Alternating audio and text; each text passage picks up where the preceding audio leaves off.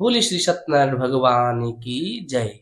एक बार महामुनि श्री व्यास जी ने कहा, एक समय पहले नैमिषारण्य तीर्थ में शौनकादिक ऋषियों ने पुराणों को जानने वाले श्री सूत जी से पूछा, हे सूत जी, इस कलयुग में वेद विद्या रहित मानवों को ईश्वरी भक्ति किस प्रकार मिलेगी तथा उनका उद्धार कैसे होगा। हे मुनिश्रेष्ठ, ऐसा कोई व्रत अथवा तप बताइए जिसके करने से थोड़े ही समय में पुण्य प्राप्त हो तथा मनोवांछित फल भी मिले। ऐसी कथा सुनने की हमारी बहुत इच्छा है। इस प्रश्न पर शास्त्रों के ज्ञाता श्री सूत जी ने कहा, हे वैष्णवों में पूज्य, आप सभी ने प्राणियों के हित एवं कल्याण की बात पूछी है। अब मैं उस श्रेष्ठ व्रत को आप लोगों से कहूंगा जिसे श्रेष्ठ मुनि नारद जी ने श्री लक्ष्मी नारायण भगवान से पूछा था और श्री लक्ष्मी नारायण भगवान ने मुनि श्रेष्ठ नारद जी को बताया था। आप श्रेष्ठ जन यह कथा ध्यान से सुने। मुनिनाथ सुनो यह सत्य कथा, सब काल ही हो ये महा सुखदाई। भवताप भरे और मनोरथ पूर्ण करे, सुख संपत्ति की अधिकाई।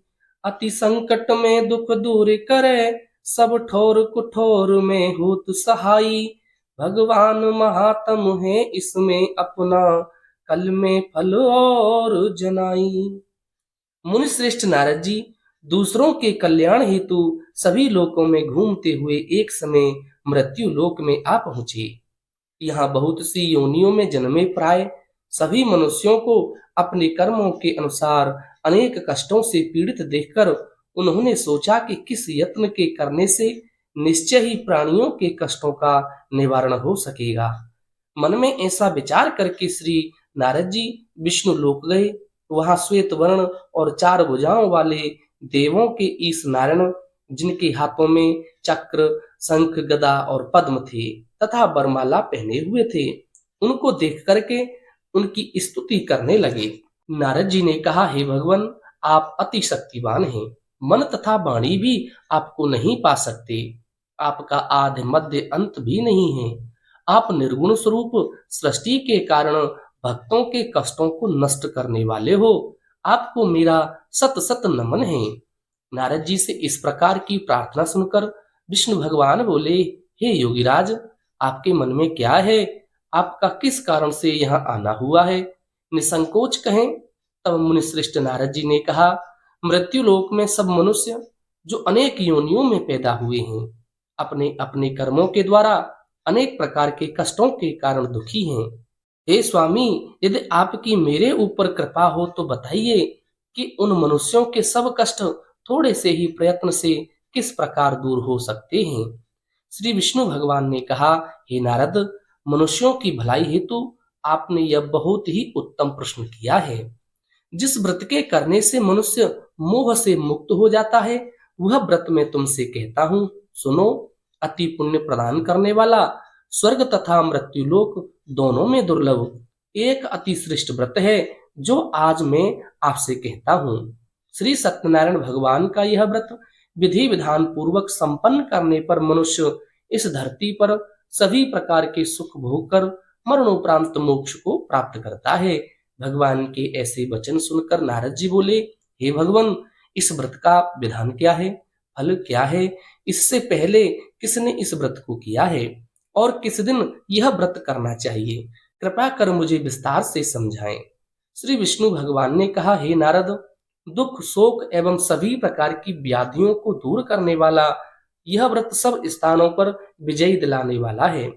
श्रद्धा और भक्ति के साथ किसी भी दिन मनुष्य संध्या के समय श्री सत्यनारायण भगवान की ब्राह्मणों और बंधुओं के साथ पूजा करें। भक्ति भाव से केले के फल, नैवेद्य, घी, शहद, शक्कर अथवा गुड़, दूध और गेहूं का आटा सवाया लेवें। इन सभी को श्रद्धा सहित भगवान श्री सत्यनारायण को अर्पण करें। परिवार सहित ब्राह्मणों को भोजन कराएं। इसके पश्चात ही स्वयं भोजन करें। रात्रि में श्री सत्यनारायण भगवान के भक्ति गीत आदि का आयोजन कर श्री सत्यनारायण भगवान का स्मरण करते हुए समय व्यतीत करें।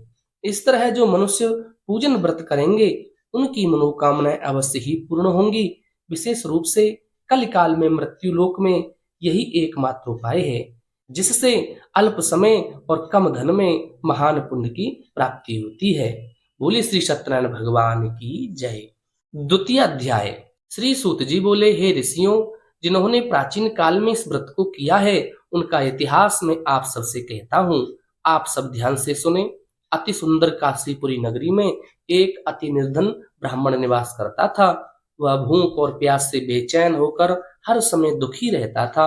ब्राह्मणों से प्रेम करने वाले श्री भगवान विष्णु ने उसको दुखी देखकर एक दिन बूढ़े ब्राह्मण का रूप धारण कर निर्धन ब्राह्मण के पास जाकर बड़े आदर से पूछा, हे ब्राह्मण, तुम हर समय दुखी होकर पृथ्वी पर क्यों घूमते हो? हे श्रेष्ठ ब्राह्मण, अपनी व्यथा मुझसे कहो, मैं सुनना चाहता हूँ। कष्टों में घिरे उस ब्राह्मण ने कहा, मैं निर्धन ब्राह्मण हूँ, भिक्षा के लिए पृथ्वी पर मारा मारा फिरता हूँ। हे भगवान, यदि आप इससे मुक्ति पाने का कोई उपाय जानते हो तो कृपा कर मुझे बताएं। वृद्ध ब्राह्मण का रूप धारण किए हुए श्री विष्णु भगवान बोले, हे ब्राह्मण, श्री सत्यनारायण भगवान मनोवांछित फल देने वाले हैं, इसलिए तुम उनका विधि पूर्वक पूजन करो, जिसके करने से मनुष्य सब दुखों से मुक्त हो जाता है। निर्धन ब्राह्मण को व्रत का संपूर्ण विधान बताकर वृद्ध ब्राह्मण का रूप धरे श्री सत्यनारायण भगवान अंतर ध्यान हो गए। वृद्ध ब्राह्मण ने जिस व्रत को बतलाया है मैं उसको अवश्य विधि विधान सहित करूंगा। ऐसा निश्चय कर वह निर्धन ब्राह्मण घर चला आया। परंतु उस रात उस ब्राह्मण को नींद नहीं आई। दूसरे दिन वह जल्दी उठा और श्री सत्यनारायण भगवान का व्रत करने का निश्चय कर भिक्षा मांगने के लिए चल दिया। उस दिन उसको भिक्षा में अधिक धन मिला, जिससे उसने पूजन का सारा सामान खरीदा और घर आकर अपने परिवार के साथ विधि पूर्वक भगवान श्री सत्यनारायण का व्रत किया, जिसके करने से वह निर्धन ब्राह्मण सब कष्टों से मुक्त होकर अति धनवान हो गया। उस समय से वह ब्राह्मण हर महीने व्रत करने लगा। श्री सत्यनारायण भगवान के व्रत को जो शास्त्र विधि के अनुसार श्रद्धा पूर्वक करेगा वह सब विघ्नों से मुक्त होकर मोक्ष प्राप्त करेगा। इस तरह नारद जी से श्री सत्यनारायण भगवान का कहा हुआ यह व्रत मैंने तुमसे कहा। हे श्रेष्ठ ब्राह्मणों, अब आप और क्या सुनना चाहते हैं मुझसे कहें। तब ऋषियों ने कहा, हे मुनीश्वर, संसार में इस ब्राह्मण से सुनकर किस किस ने इस व्रत को किया, हम सब सुनना चाहते हैं। मुनियों से ऐसा सुनकर श्री सूत जी ने कहा, हे मुनिगणों, जिस जिस प्राणी ने इस व्रत को किया है उन सब की कथा सुनो। एक समय वह धनी ब्राह्मण परिवार के साथ शास्त्र विधि के अनुसार अपने घर पर श्री सत्यनारायण भगवान का व्रत कर रहा था। उसी समय एक लकड़ी बेचने वाला बूढ़ा व्यक्ति वहां आया। उसने सिर पर रखा लकड़ियों का गट्ठर बाहर रख दिया और ब्राह्मण के मकान में चला गया। प्यास से बेचैन लकड़हारे ने ब्राह्मण को व्रत करते देखा। वह प्यास को भूल गया। उसने ब्राह्मण का अभिनंदन किया और पूछा, हे ब्राह्मण, आप यह किसका पूजन कर रहे हैं? इस व्रत को करने से क्या फल मिलता है? कृपा कर मुझे बताएं। तब उस ब्राह्मण ने कहा, सब इच्छाओं को पूर्ण करने वाला यह श्री सत्यनारायण भगवान का व्रत है। इन्हीं की कृपा से मेरे यहाँ धन एवं ऐश्वर्य का आगमन हुआ है। ब्राह्मण से इस व्रत के बारे में जानकर वह लकड़हारा अत्यंत प्रसन्न हुआ। भगवान का चरणामृत लेकर और भोजन करने के पश्चात वह अपने घर को चला गया। और फिर अगले दिन लकड़हारे ने अपने मन में संकल्प किया कि आज नगर में लकड़ी बेचने से जो धन मिलेगा उसी से श्री सत्यनारायण भगवान का श्रेष्ठ व्रत करूंगा। मन में ऐसा विचार कर वह लकड़हारा लकड़ियों का गट्ठर अपने सिर पर रखकर जिस नगर में धनवान लोग रहते थे ऐसे सुंदर नगर में गया। उस दिन उसे उन लकड़ियों का दाम पहले दिनों से चौगुना मिला। तब वह बूढ़ा लकड़हारा बहुत प्रसन्न होकर पक्के केले, शहद, शक्कर, घी, दही, दुग्ध और गेहूं का चूर्ण इत्यादि श्री सत्यनारायण भगवान के व्रत की सभी सामग्री लेकर अपने घर आया। फिर अपने परिवार को बुलाकर विधि विधान के अनुसार भगवान का पूजन एवं व्रत किया। उस व्रत के प्रभाव से वह बूढ़ा लकड़हारा धन धान से युक्त हुआ और संसार के समस्त सुख भोग करके वैकुंठ लोक को चला गया। बोली श्री सत्यनारायण भगवान की जय। तृतीय अध्याय। श्री सूत जी बोले, हे श्रेष्ठ मुनियों, अब मैं आगे की एक कथा कहता हूँ। प्राचीन काल में उल्कामुख नाम का एक महान ज्ञानी राजा था। वह जितेंद्रिय और सत्यवक्ता था। प्रतिदिन मंदिरों में जाता और निर्धनों को धन देकर दुखों को दूर करता था। उसकी पत्नी कमल के समान सुंदर मुख वाली और सती साध्वी थी। एक दिन भद्रशिला नदी के तट पर वे दोनों विधि विधान सहित श्री सत्यनारायण भगवान का व्रत कर रहे थे। उसी समय वहां व्यापार करने के लिए धन से संपन्न एक साधु वणिक आया। वह वैश्य नाव को नदी के किनारे पर ठहराकर राजा के पास आया। राजा को व्रत करते हुए देखकर उसने विनय पूर्वक पूछा, हे राजन, यह आप क्या कर रहे हैं? मेरी सुनने की इच्छा है, कृपया आप यह मुझे समझाइए। महाराज उल्कामुख ने कहा, हे वैश्य, मैं अपने परिवार के साथ पुत्र की प्राप्ति के लिए श्री सत्यनारायण भगवान का व्रत व पूजन कर रहा हूँ। राजा के वचन सुनकर साधु वैश्य ने आदर से कहा, हे राजन, मुझे भी इसका संपूर्ण विधि विधान बताएं।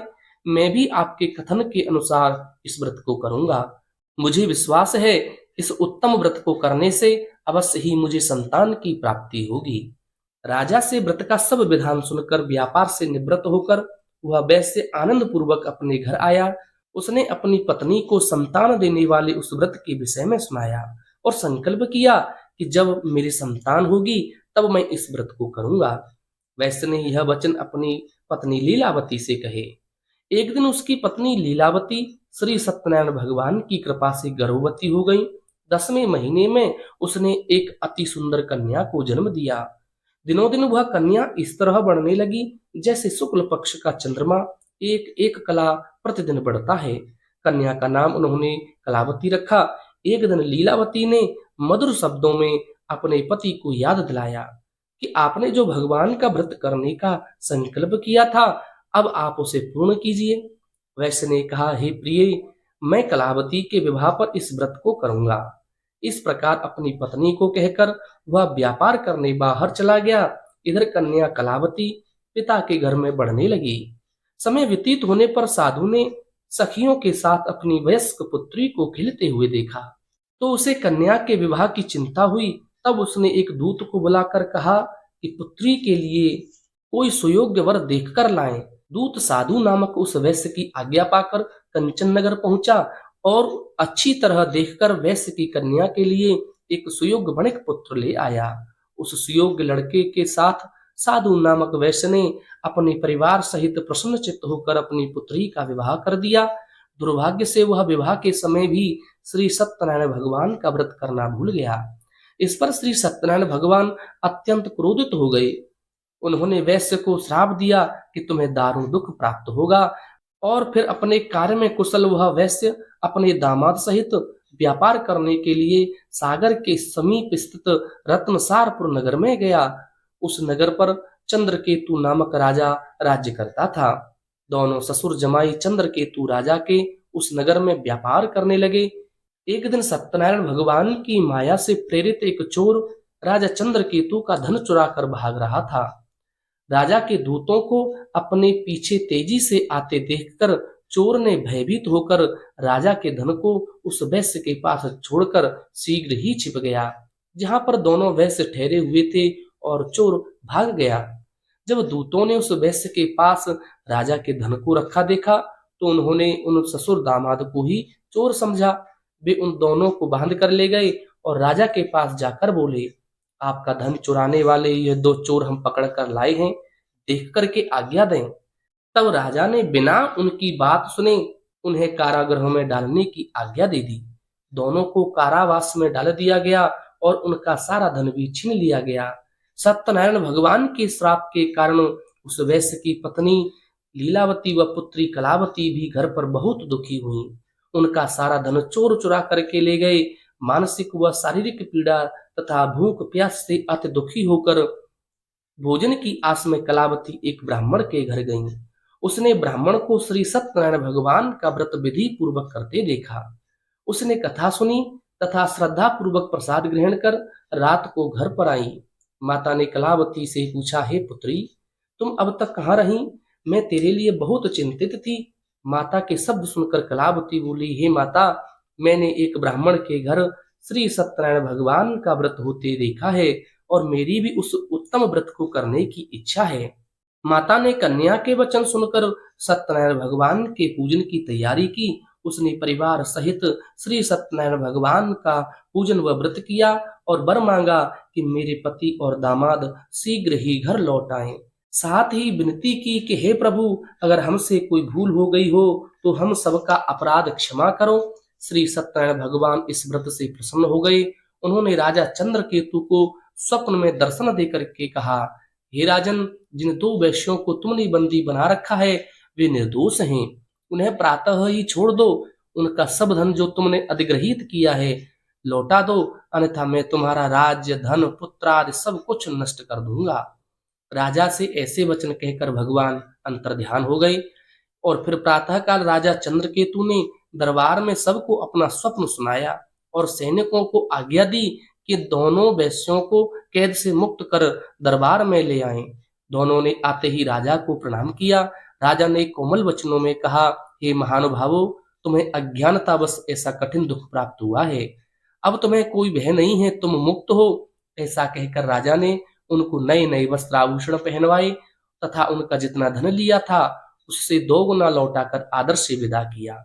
दोनों वैश्य अपने घर को चले दिए। बोले श्री सत्यनारायण भगवान की जय। चौथा अध्याय। श्री सूत जी बोले, वैश्य ने यात्रा आरंभ की और अपने नगर की ओर चला। उसके थोड़ी दूर आगे बढ़ने पर दंडी वेशधारी श्री सत्यनारायण भगवान ने उसकी परीक्षा लेने हेतु उससे पूछा, हे वैश्य, तेरी नाव में क्या है? अभिमानी बढ़ हंसता हुआ बोला, हे दंडी, आप ऐसा क्यों पूछते हैं? क्या धन लेने की कामना है? मेरी नाव में तो लता और पत्ते भरे हैं। वैश्य के ऐसे वचन सुनकर दंडी वेशधारी श्री सत्यनारायण भगवान बोले, तुम्हारा वचन सत्य हो। ऐसा कहकर वह वहां से चले गए और कुछ दूर जाकर समुद्र के तट पर बैठ गए। दंडी महाराज के जाने के पश्चात वैश्य ने नित्य क्रिया से निवृत्त होने के बाद नाव को ऊंची उठी देखकर अचंभा किया तथा नाव में लता पत्ते आदि देखकर मूर्छित हो जमीन पर गिर पड़ा। मूर्छा खुलने पर अतिशोक करने लगा। तब उसके दामाद ने कहा, आप शोक न करें, यह दंडी महाराज का श्राप है, अतः हमें उनकी शरण में ही चलना चाहिए, वही हमारे दुखों का अंत करेंगे। दामाद के वचन सुनकर वह वैश्य दंडी भगवान के पास पहुंचा और अत्यंत भक्ति भाव से पश्चाताप करते हुए बोला, मैंने जो आपसे असत्य वचन कहे थे उनके लिए मुझे क्षमा करें। ऐसा कहकर वह शोकातुर हो रोने लगा। तब दंडी भगवान बोले, हे वणिक पुत्र, मेरी आज्ञा से ही बार बार तुझे कष्ट प्राप्त हुआ है, तू मेरी पूजा से विमुख हुआ है। तब उस वैश्य ने कहा, हे भगवान, आपकी माया को ब्रह्मा आदि देवता भी नहीं जान पाते, तब मैं अज्ञानी भला कैसे जान सकता हूँ? आप प्रसन्न हुइए, मैं अपनी क्षमता अनुसार आपकी पूजा करूंगा। मेरी रक्षा कीजिए और मेरी नौका को पहले के समान धन से परिपूर्ण कर दीजिए। उसके भक्ति से परिपूर्ण वचन सुनकर श्री सत्यनारायण भगवान प्रसन्न हो गए और उसकी इच्छा अनुसार वर देकर अंतर्धान हो गए। तब दोनों वैश्यों ने नाव पर आकर देखा कि नाव धन से परिपूर्ण है और फिर वह विधि विधान से भगवान सत्यनारायण का पूजन कर साथियों सहित अपने घर को चला। जब वह अपने नगर के समीप पहुंचा तब उसने एक दूत को अपने घर भेजा। दूत ने साधु नामक वैश्य के घर जाकर उसकी पत्नी को नमस्कार किया और कहा, आपके पति अपने जामाता सहित इस नगर के समीप आ गए हैं। लीलावती और उसकी कन्या कलावती उस समय भगवान का पूजन कर रही थीं। दूत का वचन सुनकर साधु की पत्नी ने बड़े हर्ष के साथ सत्यनारायण भगवान का पूजन पूर्ण किया और अपनी पुत्री से कहा, मैं अपने पति के दर्शन को जाती हूँ, तू भी पूजन पूर्ण कर शीघ्र आ जाना। परंतु कलावती पूजन एवं प्रसाद छोड़कर अपने पति के दर्शन के लिए चली गईं। पूजन एवं प्रसाद का परित्याग करने के कारण भगवान सत्यनारायण रुष्ट हो गए। उसके पति को नाव सहित पानी में डुबो दिया। कलावती अपने पति को न पाकर रोती हुई जमीन पर गिर गईं। नौका को डूबा हुआ तथा कन्या को रोता हुआ देख साधु नामक वैश्य दुखी होकर बोला, हे प्रभु, मुझसे या मेरे परिवार से अज्ञानतावश जो अपराध हुआ है उसे क्षमा करें। उसके ऐसे वचन सुनकर सतदेव भगवान प्रसन्न हो गए। तभी आकाशवाणी हुई, हे वैश्य, तेरी पुत्री मेरा प्रसाद छोड़कर आई है, इसलिए इसका पति अदृश्य हुआ है। यदि वह घर जाकर प्रसाद ग्रहण करके लौटे तो इसे इसका पति अवश्य मिलेगा। आकाशवाणी सुनकर कलावती ने घर पहुंचकर प्रसाद ग्रहण किया और फिर आकर अपने पति को देखकर प्रसन्न हुई। तत्पश्चात साधु वैश्य ने वहीं परिवार सहित सतदेव का विधि पूर्वक पूजन किया तथा इस संसार के सभी प्रकार के सुखों को भोग कर वह अंत में मोक्ष को प्राप्त हुआ। बोलो श्री सत्यनारायण भगवान की जय। 5वां अध्याय। श्री सूत जी बोले, हे ऋषिगण, मैं एक और कथा कहता हूँ, आप सभी ध्यान से सुनो। सदैव प्रजा के लिए चिंतित तुंगध्वज नाम का एक राजा था। उसने भगवान सत्यनारायण का प्रसाद त्याग कर बहुत कष्ट पाया। एक समय राजा वन में वन्य पशुओं को मारकर बट वृक्ष के नीचे आया। वहां उसने ग्वालों को भक्ति भाव से परिवार सहित श्री सत्यनारायण भगवान का पूजन करते देखा, परंतु राजा देखकर भी अभिमान के कारण न तो वहां गया और न ही सत्यदेव को नमस्कार ही किया।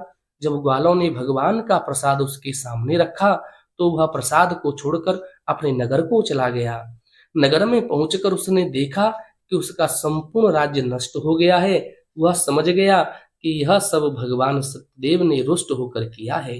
तब वह वन में लौटकर आया और ग्वालों के समीप जाकर विधि पूर्वक पूजन कर प्रसाद ग्रहण किया तो सत्यदेव की कृपा से सब कुछ पहले जैसा ही हो गया और दीर्घ समय तक सुख भोग कर मरणोपरांत वह मोक्ष को प्राप्त हुआ। जो मानव इस श्रेष्ठ दुर्लभ व्रत को करेगा, श्री सत्यनारायण भगवान की कृपा से उसे धन धान्य की प्राप्ति होगी। निर्धन धनी और बंदी बंधनों से मुक्त होकर निर्भय हो जाता है। संतानहीन को संतान प्राप्ति होती है तथा सब इच्छाएं पूर्ण कर अंत में वह वैकुंठ धाम को जाता है। अब उनके बारे में भी जानिए जिन्होंने पहले इस व्रत को किया। अब उनके दूसरे जन्म की कथा भी सुनिए। सतानंद नामक वृद्ध ब्राह्मण ने सुदामा के रूप में जन्म लेकर श्री कृष्ण की भक्ति एवं सेवा कर वैकुंठ प्राप्त किया।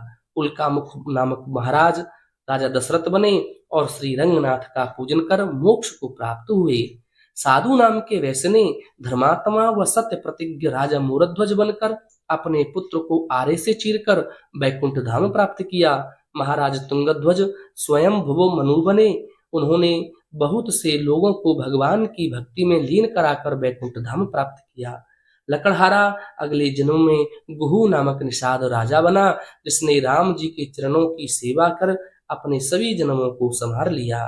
बोलिए श्री सत्यनारायण भगवान की जय। श्री विष्णु भगवान की जय। ऐसी ही सुंदर कथाएं श्रवण करने के लिए कृपया आप हमारे चैनल आध्यात्मिक एस्ट्रो को जरूर सब्सक्राइब करें। वीडियो अच्छी लगी हो तो लाइक और शेयर जरूर करें।